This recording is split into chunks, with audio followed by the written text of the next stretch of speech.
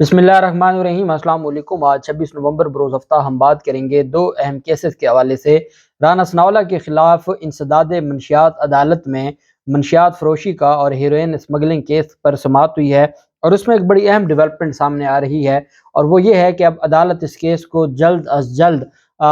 निपटाना चाहती है। हालांकि हमने देखा कि जब एक दिन की हाज़िरी माफ़ी की दरख्वास्त दी जाती थी, एक दिन की हाज़िरी माफ़ी की दरख्वास्त होती थी और 1.5 माह की तारीख दी जाती थी, और अब वो सिलसिला रुकना शुरू हो गया है और आज अदालत की जानिब से अहम रिमार्क्स भी सामने आए हैं। उसकी तफसील मैं आपके साथ शेयर करूँगा। आज की जो हेयरिंग है उसकी तफसील, और साथ हम बात करेंगे 7 रुकनी लाहौर हाई कोर्ट का बेंच 7वीं दफ़ा दोबारा बन गया है। पहले 6 दफ़ा ये बेंच टूट चुका है 3 सालों में, और साने मॉडल टाउन की जो JIT है, जो एक छोटा सा केस था, वो 3 साल तक उसको लटकाया गया, 6 बार बेंच टूट गया और अब 7वीं बार 7 रुकनी बेंच बना है। अब आगे क्या होने जा रहा है, और केस की जो समाअत है उसको समाअत के लिए मुकर्रर किया गया है अमीर भट्टी साहब जो चीफ जस्टिस हैं लाहौर हाई कोर्ट के,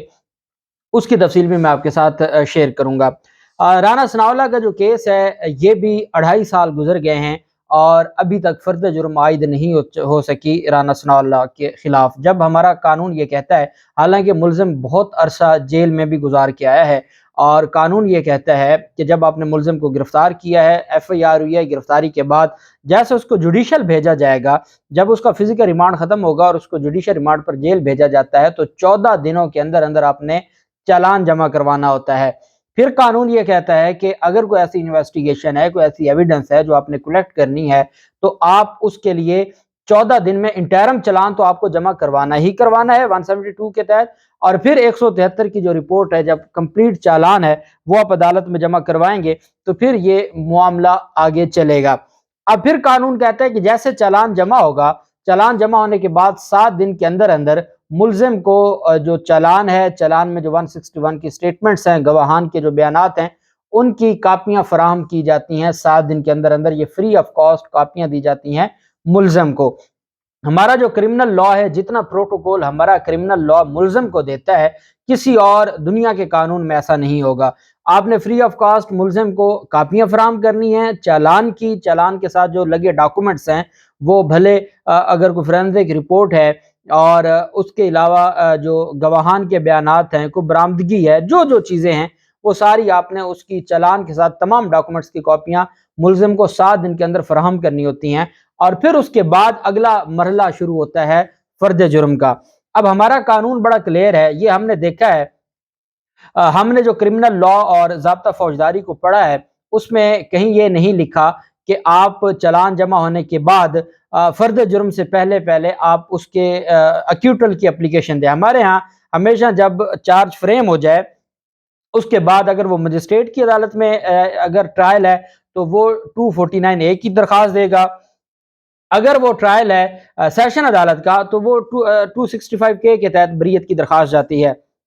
हमने देखा कि शहबाज शरीफ के खिलाफ फर्द जुर्म आयद होना था FIA के कानून के तहत, और FIA केस में जो मनी लॉन्ड्रिंग का केस था, और मुलजिम पर फर्द जुर्म आयद होने से पहले बरीयत की दरख्वास्त दी गई, जिसको बाकायदा मंजूर भी किया गया। फिर हमने देखा कि राना सनाउल्लाह की जानिब से भी बरीयत की दरख्वास्त फर्द जुर्म से पहले आई। हालांकि फर्द जुर्म के बाद हमेशा जब ट्रायल शुरू होता है, ट्रायल शुरू होता है फर्द जुर्म आयद होने के बाद, चालान जमा होने के बाद पहला काम होता है फर्द जुर्म आयद होना, फर्द जुर्म के बाद ट्रायल शुरू होता है। ट्रायल में हमेशा अक्यूटल की एप्लीकेशन दी जाती है, और वो बिफोर जजमेंट आप किसी भी वक्त अगर आपको ये लगता है कि आपके खिलाफ जो केस है वो नहीं बनता तो आप ये दरख्वास्त दे सकते हैं। राना सनाउल्लाह के लिए हमारे कानून में जितनी भी एक्सेप्शंस थी, जितने भी डिले के लिए बहानेबाजी थी, वो सारी मुकम्मल हो चुकी है। इन्होंने 1 साल तक तो एक दरख्वास्त के ऊपर 1 साल निकाला, जिसमें दरख्वास्त ये थी कि मुझे जिन फैसलाबाद के जो नशई और मंशियात फरोश हैं, आपको पता होगा कि जब पुलिस किसी को गिरफ्तार करती है तो उसके खिलाफ अगर 100 बयानात रिकॉर्ड किए जाते हैं, मौके पे गए, मौके पे जो जो जो लोग मौके पर मौजूद थे उनसे दरियाफ्त किया, वो बयानात लिखती हैं। अब ये पुलिस पर डिपेंड करता है कि वो किसको चालान का गवाह बनाती है, सिर्फ उसी की 161 की स्टेटमेंट साथ लगाएगी, बाकियों की वो जिमनी का हिस्सा है, जिमनी का हिस्सा कभी भी मुलजिम को नहीं मिलता। हमने राना सनाउल्लाह के केस में देखा कि बाकायदा दरखास्तें दी गई कि हमें जिमनी में जो लगे बयानात हैं, जो चालान का हिस्सा नहीं बनाए गए, वो भी अदालतों ने ऑर्डर किया, اور وہ چلان دیے گئے. ہم تو جب جاتے ہیں اور کبھی کہہ بھی دیں کہ جناب ابھی تو ہم ملزم کی طرف سے ہیں اور ابھی ہم نے پولیس فائل کی کاپی لینی ہے، تو عدالتیں ہمیں ایسا دیکھتی ہیں جیسے ہم نے کوئی بہت بڑے جرم کی بات کر دی ہے کہ اکیوز کو کیسے پولیس فائل ملے گی. لیکن یہاں پر وہ باقاعدہ درخواست دے کے عدالتیں پرمیشن دیتی ہیں. یہ چلتا رہا. آج جب عدالت میں سماعت ہوئی تو رانا ثناءاللہ کے جو وکیل ہیں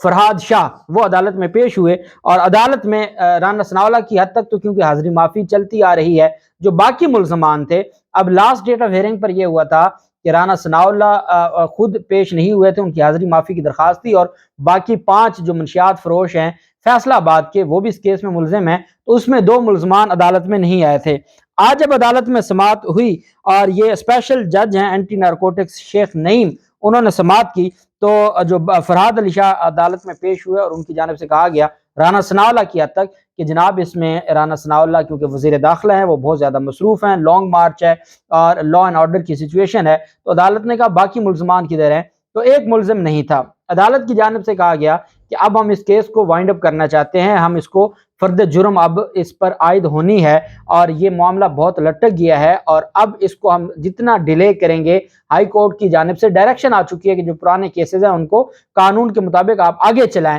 تو اب میرے لیے پاسبل نہیں ہے کہ میں کوئی لمبی تاریخ دوں. بڑی کوشش کی، پچھلے ہفتے بھی ان کی تاریخ تھی، پچھلے ہفتے بھی رانا ثناءاللہ کے کیس پر سماعت تھی، صرف ایک ہفتے کی تاریخ دی. عدالت نے کہا جو ملزم اگلی تاریخ پر نہیں آئے گا اس کے وارنٹ گرفتاری جاری کر دیے جائیں گے، فرد جرم عائد ہو لینے دیں، اس کے بعد بھلے آپ پرماننٹ حاضری معافی دے دیجئے گا، لیکن ایک دفعہ جو کاروائی ہے وہ آگے چلانی ہوگی، اس کے بغیر عدالت نے کہا کیس آگے نہیں چل سکتا.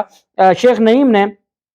ان کی ایک دن کی جو حاضری معافی لا اینڈ آرڈر کی بنیاد پر جو گراؤنڈ پر ان کی حاضری معافی کی درخواست دی گئی تھی، اس کی ایک دن کی جو حاضری معافی ہے وہ منظور کرتے ہوئے 3 دسمبر کے لیے تاریخ مقرر کی ہے فرد جرم کے عائد کرنے کی. حالانکہ رانا ثناءاللہ کے لیے 1.5 ماہ سے کم، یہ پچھلی 1 تاریخ سے لے کے اب ایک ہفتے پر معاملہ آیا ہے، نہیں تو یہ 1.5 ماہ سے کم جو تاریخ ہے وہ نہیں ملتی تھی، اور عدالت نے کہا کہ اگلی تاریخ پر وہ ملزمان کے خلاف فرد جرم عائد کریں گے، جو ملزم نہیں پیش ہوگا اس کے وارنٹ گرفتاری جاری کیے جائیں گے. ایسا ہی کچھ ہے رانا ثناءاللہ اور شریف خاندان کے خلاف جو ثانیہ ماڈل ٹاؤن کیس ہے. جب 3 سال گزر گئے ہیں فروری 2020 میں، اور یہ اس دن بھی بات احمد اویس صاحب نے جب لاسٹ ڈیٹ آف ہیئرنگ ہوئی ہے جو آنریبل لاہور ہائی کورٹ میں، جب 7 رکنی بینچ بیٹھا ہے، اعتراض یہ کیا گیا جو پاکستان عوامی تحریک وکلاء کی جانب سے کہ جو اس میں آنریبل علی ضیاء باجوہ صاحب ہیں، جسٹس علی ضیاء باجوہ، جو حال ہی میں ان کو بطور جج سپریم کورٹ اپوائنٹ کیا گیا ہے، تو وہ ملزموں کے ثانیہ ماڈل ٹاؤن میں قاتلوں کے وکیل رہے ہیں دہشت گردی کی عدالت میں. اس وجہ سے جو قاتلوں کا وکیل رہا ہو ماضی میں، تو وہ اس بینچ میں کیسے بیٹھ سکتا ہے قاتلوں کی درخواست پر؟ یہ اعتراض اٹھایا گیا تھا. ملزمان کے وہ وکیل تھے تو انہوں نے خود بھی اس بات پہ کہا کہ نہیں، چیف جسٹس صاحب نے کہا کہ ہمیں باجوہ صاحب نے بتا دیا ہے کہ وہ اس کیس میں کہیں پر کسی ملزم کی طرف سے بطور وکیل بھی عدالت میں پیش ہوتے رہے، اس وجہ سے وہ خود بھی اس بینچ میں نہیں بیٹھنا چاہتے، بینچ ٹوٹ گیا. فروری 2020 میں یہ وہ جے آئی ٹی ہے جو سپریم کورٹ کے حکم پر بنائی گئی، سپریم کورٹ کے حکم پر بنائی گئی. سپریم کورٹ کا 5 رکنی بینچ تھا جس نے جے آئی ٹی بنائی. لاہور ہائی کورٹ کے 3 رکنی بینچ نے سپریم کورٹ کے حکم پر بنائی گئی جے آئی ٹی کو معطل کر دیا اور کام سے روک دیا. جب اس انٹرم آرڈر کو سپریم کورٹ میں چیلنج کیا تو سپریم کورٹ نے بجائے اس کے کہ اس انٹرم آرڈر کو خارج کرتی، ڈسمس کرتی، سپریم کورٹ نے ہائی کورٹ کا حیا کیا اور کہا کہ آپ جائیں ہائی کورٹ میں. ہائی کورٹ کو ہم کہتے ہیں کہ 3 ماہ میں وہ ڈیسائیڈ کر دیں گے. لاسٹ ڈیٹ آف ہیئرنگ پر احمد اویس صاحب جو ایڈوکیٹ جنرل پنجاب ہے، انہوں نے لاہور ہائی کورٹ سے کہا چیف جسٹس امیر بھٹی صاحب سے کہ جناب اس میں 3 ماہ کی ڈائریکشن تھی اور دیکھ لیں کتنا عرصہ ہو گیا ہے. تو اس پر پھر امیر بھٹی صاحب نے کہا جی کہ وہ معاملہ ہمارا نہیں ہے، وہ تو وکلاء کی جانب سے تاریخیں لی جاتی رہیں. اب جب سے یہ کیس چلا ہے، پہلے اس میں جو بینچ تھا وہ سابق جو چیف جسٹس تھے خاص الخاص قاسم خان صاحب، اور ان کے ساتھ 2 آنریبل ججز تھے، ایک ملک شہزاد صاحب اور ایک عالیہ نیلم صاحبہ. یہ 3 رکنی بینچ تھا اور اس کے بعد یہ بینچ بنتے رہے، ٹوٹتے رہے اور بالآخر یہ 7 رکنی بینچ بنا. یہ جو بینچ بنا ہے یہ 7واں بینچ ہے. اب تک 6 بینچ ٹوٹ چکے ہیں ثانیہ ماڈل ٹاؤن کی جے آئی ٹی کے، اور یہ 7واں بینچ ہے. اور اس بینچ میں بھی کیونکہ جو یا کوئی جج صاحب ریٹائر ہو جاتے ہیں جب کیس پر سماعت ہوتی ہے تو 7 رکنی بینچ ہے. اب 7 ججز کا ہر تاریخ پر تو اکٹھے ہونا ضرور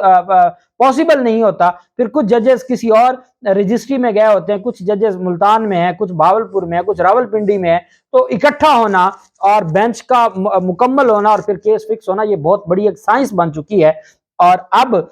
لاسٹ ڈیٹ پر جو ایک ہفتہ پہلے تھی تو لاہور ہائی کورٹ نے یہ کہا تھا کہ ہم علی ضیاء باجوہ صاحب کی جگہ پر بینچ میں کسی اور جج صاحب کو شامل کر کے اس کیس کو فکس کریں گے. اب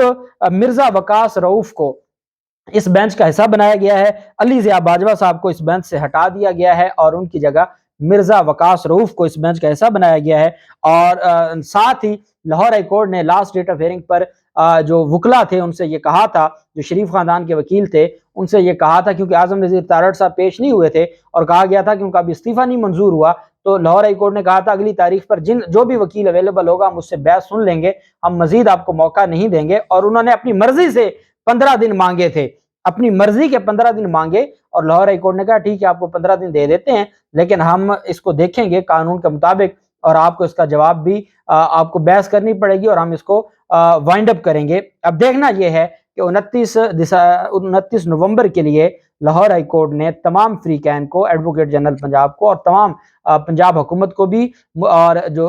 درخواست گزار ہیں ان کے وکلا کو بھی, اور جو مدعی ہیں مستغیث ہیں جواد حامد اس ثانیہ ماڈل ٹاؤن کے, ان کو بھی نوٹس جاری کر کے 29 نومبر کے لیے 7 رکنی بینچ نے اس کو سماعت کے لیے مقرر کیا ہے. دیکھتے ہیں 29 نومبر کو کیا ہوتا ہے, جو بھی تفصیلات ہوں گی آپ کے ساتھ شیئر کرتے رہیں گے. اللہ پاک پاکستان کا حامی و ناصر ہو. بہت شکریہ. اللہ حافظ. پاکستان زندہ باد.